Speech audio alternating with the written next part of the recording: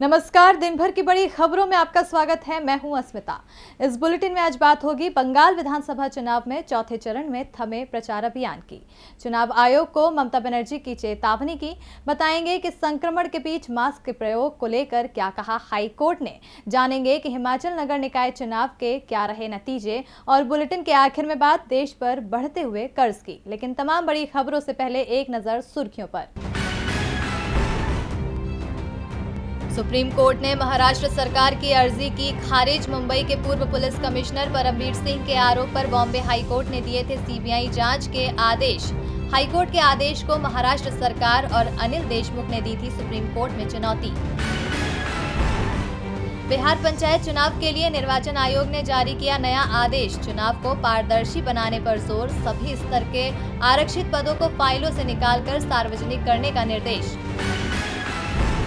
दुनिया में खाद्य पदार्थों की कीमतों में आया उछाल। 2014 के बाद महंगाई दर उच्चतम स्तर पर। पिछले 10 महीने से लगातार बढ़ रही है महंगाई। सरकार ने बढ़ाई किसान की चिंता। किसान आंदोलन के बीच इफ्को ने डीएपी खाद की कीमतें 50% से ज्यादा बढ़ाई। डीएपी खाद का 50 किलो का बैग 1200 रुपए की जगह हुआ 1900 रुपए। हरे निशान पर बंद हुआ शेयर बाजार। सेंसेक्स 84 अंकों की बढ़त के साथ 49,746 के स्तर पर हुआ बंद। निफ्टी भी 55 अंकों की बढ़त के साथ 14,874 के स्तर पर हुआ बंद। सुर्खियों के बाद बात आज की बड़ी खबर की। पश्चिम बंगाल में 3 चरणों के लिए मतदान हो चुका है। अब बारी 10 अप्रैल को होने वाले चौथे चरण के मतदान की है, जिसके लिए आज शाम को प्रचार अभियान थम गया। तो चुनाव प्रचार के अंतिम दिन किसने कहां दिखाया जोर, देखिए ये रिपोर्ट। पश्चिम बंगाल में सियासी दंगल जोरों पर है। राज्य में 3 चरणों का मतदान खत्म हो चुका है। चौथे चरण के मतदान के लिए प्रचार भी थम गया। अब बारी मतदाताओं की है। चौथे चरण में 44 सीटों पर वोटिंग होगी। प्रचार के अंतिम समय में सभी पार्टियों ने अपनी पूरी ताकत लगा दी है। बंगाल की सीएम ममता बनर्जी ने आज 4 चुनावी रैली की। सुबह 11 बजे हुगली जिले के बालागढ़ में, दोपहर 12 बजे हुगली जिले के ही श्रीरामपुर स्पोर्टिंग क्लब मैदान पर उनकी रैली हुई। वहीं दोपहर 2 बजे हावड़ा जिले के डोमजूर में और शाम 4 बजे दक्षिण 24 परगना के ही बेहाला पूर्व और बेहाला पश्चिम सीट पे चुनावी रैली को संबोधित किया। तो दूसरी तरफ गृहमंत्री अमित शाह और बीजेपी अध्यक्ष जेपी नड्डा ने भी अलग अलग जगहों पर 4 रोड शो किए, जबकि उत्तर प्रदेश के सीएम योगी आदित्यनाथ ने 3 जनसभाओं को संबोधित किया। मिथुन चक्रवर्ती ने भी कई जगह पर रोड शो किया। चौथे चरण में जिन सीटों पर वोटिंग है, उनमें से अधिकांश सीटों पर महिला मतदाताओं की संख्या पुरुष मतदाताओं से ज्यादा है। यही वजह है कि बीजेपी से लेकर टीएमसी और कांग्रेस लेफ्ट गठबंधन महिला मतदाताओं को साधने में जुटा है। चौथे चरण में जिन सीटों पर मतदान है, उनमें हावड़ा की 9 सीटें, साउथ 24 परगना की 11 सीटें, हुगली जिले की 10 सीटें, अलीपुरद्वार की सभी 5 सीटें और कूच बिहार की सभी 9 सीटों पर वोट डाले जाएंगे। 10 अप्रैल को होने वाला चौथा चरण काफी महत्वपूर्ण माना जा रहा है, क्योंकि इस फेज में कई बड़े नेताओं की किस्मत का फैसला ईवीएम में बंद हो जाएगा। जिन जिलों में ये वोट डाले जाएंगे, उनमें ज्यादातर सीटों पर बीजेपी और टीएमसी में कड़ा मुकाबला माना जा रहा है। देखना दिलचस्प होगा कि जनता किसके पक्ष में फैसला सुनाती है। पश्चिम बंगाल में इस बार चुनाव प्रचार में हर मर्यादा को ताक पर रख दिया गया है। हिंदू और मुस्लिमों का डर दिखाकर अपने पक्ष में एकजुट करने की कोशिश हो रही है। ममता बनर्जी ने हुगली में आयोजित एक रैली में मुसलमानों से एकजुट होकर वोट की अपील की, तो चुनाव आयोग ने उन्हें नोटिस थमा दिया।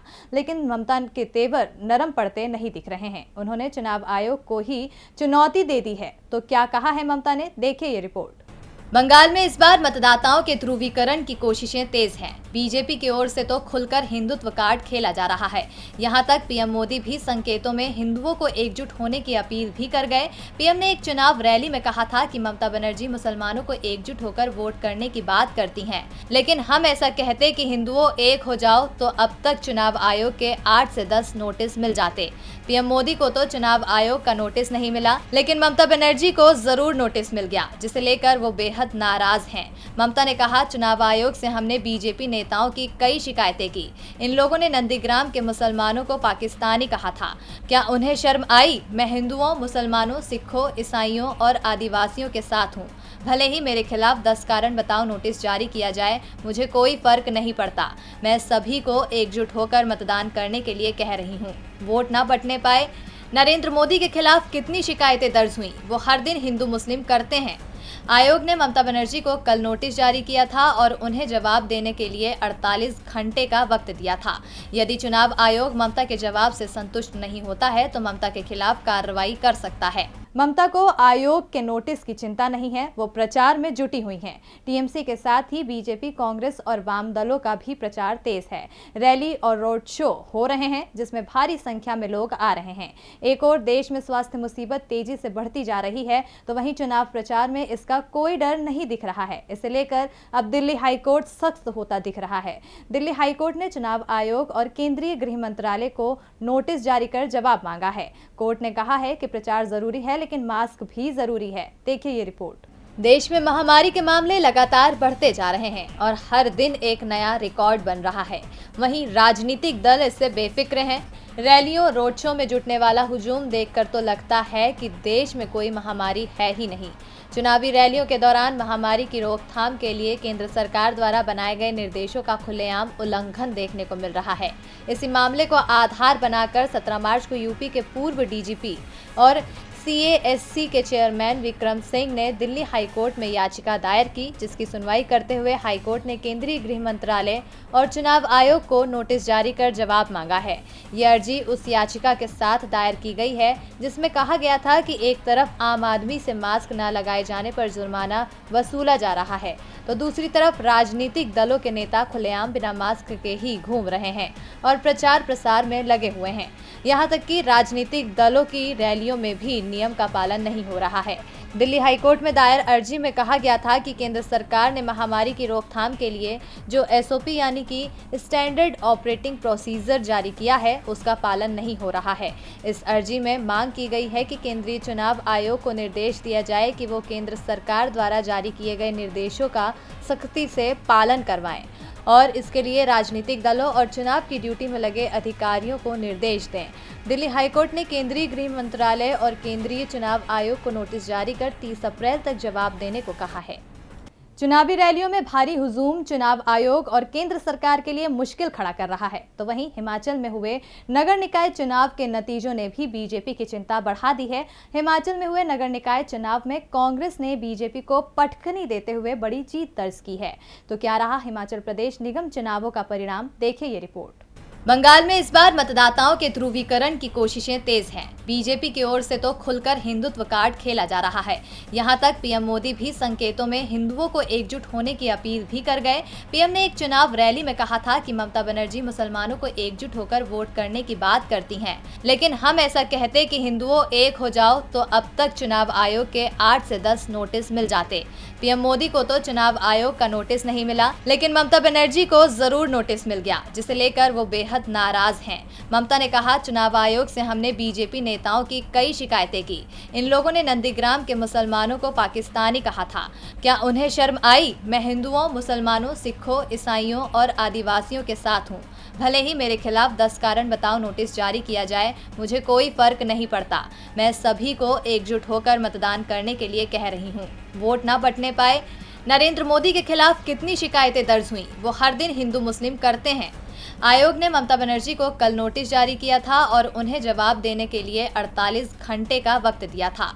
यदि चुनाव आयोग ममता के जवाब से संतुष्ट नहीं होता है तो ममता के खिलाफ कार्रवाई कर सकता है। DB live. हिमाचल में विधानसभा चुनावों के लिए तो वक्त है, लेकिन निगम चुनावों की हार जयराम ठाकुर के लिए मुश्किलें खड़ी कर सकती हैं।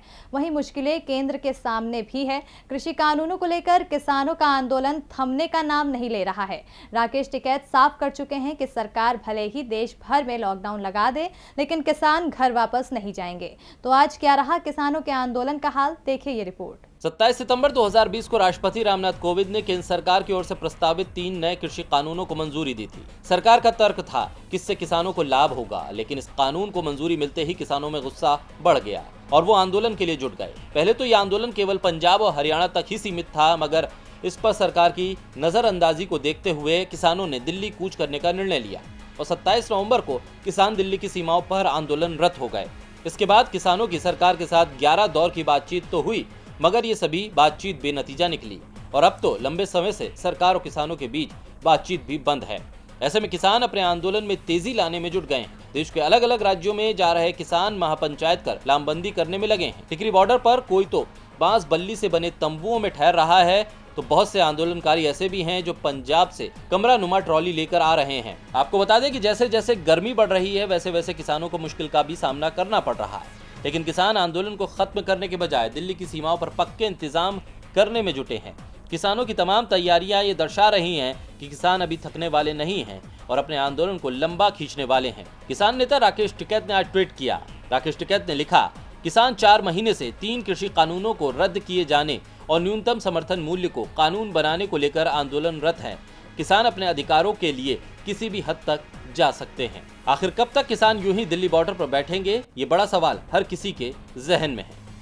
किसान दिल्ली की सीमाओं पर बैठे हैं, जिन्हें सरकार लगातार नजरअंदाज कर रही है, तो वहीं देश में किसानों के साथ साथ और भी कई मुद्दे हैं जिस पर सरकार हर बार बोलने से बचती नजर आती है, जिसके चलते विपक्ष आए दिन केंद्र सरकार को घेरते हुए नजर आता है। तो वहीं कांग्रेस भी आए दिन सरकार को आईना दिखाने से पीछे नहीं हटती। आज भी कांग्रेस नेता राहुल गांधी ने केंद्र सरकार को घेरा है। तो क्या कहा है राहुल गांधी ने, देखिए ये रिपोर्ट। पीएम मोदी मन की बात करते हैं, पीएम मोदी परीक्षा पर चर्चा करते हैं, लेकिन पीएम मोदी लोगों की परेशानी पर चर्चा नहीं करते हैं। आज देश में स्वास्थ्य मुसीबत, गरीबी, महंगाई, बेरोजगारी जैसे तमाम मुद्दे हैं, लेकिन पीएम मोदी इन मुद्दों पर चर्चा से आखिर क्यों भागते हैं? आखिर पीएम मोदी लोगों को राहत देने से क्यों बचते हैं? ये सवाल आए दिन लोगों के जहन में उठते हैं। ऐसे में विपक्ष भी सरकार को घेरने में कोई कसर नहीं छोड़ता। राहुल गांधी ने आज भी ट्वीट कर सरकार को घेरा है। उन्होंने लिखा, केंद्र सरकार की टैक्स वसूली के कारण गाड़ी में तेल भराना किसी इम्तिहान से कम नहीं। फिर पीएम इस पर चर्चा क्यों नहीं करते? खर्चा पे भी हो चर्चा। दरअसल पीएम मोदी ने बीते दिन परीक्षा पर चर्चा की, लेकिन जिस तरह से देश में महंगाई बढ़ रही है उस पर पीएम मोदी की ओर से कोई बात नहीं की गई, जिसके चलते कांग्रेस नेता राहुल गांधी अब पीएम मोदी को घेरते हुए नजर आ रहे हैं। अब ऐसे में देखना होगा कि आखिर राहुल गांधी की बातों का कितना असर सरकार पर पड़ता है और आखिर सरकार कब करेगी इन मुद्दों पर भी चर्चा। इस पर सभी की नजरें बनी हुई है। और बुलेटिन के आखिर में बात देश पर बढ़ते कर्ज की। स्वास्थ्य मुसीबत की वजह से इस वक्त सबसे ज्यादा हालात भारत के ही खराब हो रहे हैं। दिन ब दिन स्थिति बिगड़ती ही जा रही है। बावजूद इसके मोदी सरकार अपने फर्ज को ठीक से नहीं निभा पा रही है। यही वजह है कि भारत कर्ज के बोझ तले दबता ही जा रहा है। जी हां, अंतर्राष्ट्रीय मुद्रा कोष ने ऐसी रिपोर्ट जारी की है जिससे साफ हो गया है कि देश किस कदर बदहाल हो गया है। भारत में आय बढ़ना तो दूर, वो तो कर्ज ही नहीं चुका पा रहा है। मालदीव से लेकर बांग्लादेश को आर्थिक मदद करने के साथ साथ कई और चीजें देते हैं, लेकिन भारत को ही कर्ज के बोझ से बाहर नहीं निकाल पा रहे हैं। पीएम मोदी के राज में तो देश पर कर्ज का बोझ बढ़ता ही जा रहा है। देश का कर्ज जीडीपी अनुपात ऐतिहासिक लेवल पर पहुंच गया है। साल 2020 में देश का कर्ज जीडीपी अनुपात 74% से बढ़कर 90% तक पहुंच गया है। अंतर्राष्ट्रीय मुद्रा कोष की एक रिपोर्ट में बताया गया है कि भारत इस वक्त बहुत मुश्किल में है। इसका मतलब ये है कि साल 2020 में भारत का कुल उत्पादन अगर 100 रुपए का था तो कर्ज का बोझ बढ़कर 90 रुपए हो गया। इससे पहले साल 2020 में भारत का कुल जीडीपी करीब 189 लाख करोड़ रुपए और कर्ज करीब 170 लाख करोड़ रुपए था। आईएमएफ ने कहा है कि सबसे पहली प्राथमिकता ये होनी चाहिए कि लोगों और कंपनियों का सहयोग किया जाए, खासकर सबसे जोखिम वाले सेक्टर को। साथ ही ये भी महत्वपूर्ण है कि आम जनता और निवेशकों को ये फिर से भरोसा दिया जाए कि लोक वित्त नियंत्रण में रहेगा और एक विश्वसनीय मध्यम अवधि के राजकोषीय ढांचे के जरिए इसे किया जाएगा। अब आईएमएफ ने तो मोदी सरकार को सलाह दी है, लेकिन आंकड़े बताते हैं कि इन 7 सालों में सरकार ने किस कदर देश पर कर्ज का बोझ चढ़ाया है। ज्यादातर उन्नत देशों में कर्ज जीडीपी अनुपात 40 से 50% है। साल 2014-15 में जब मोदी सरकार सत्ता में आई थी तो देश का कर्ज जीडीपी अनुपात 67% था। भारत सरकार के बजट के अनुसार इस साल केंद्र सरकार के खर्च हुए हर 1 रुपए में से करीब 20 पैसा ब्याज भुगतान में ही चला जाएगा। यानी साफ है कि मोदी सरकार ने जब अपना फर्ज ठीक से नहीं निभाया तो देश का कर्ज बढ़ गया। और दिन भर की बड़ी खबरों में मेरे साथ इतना ही। देखते रहिए डीबी लाइव। नमस्कार।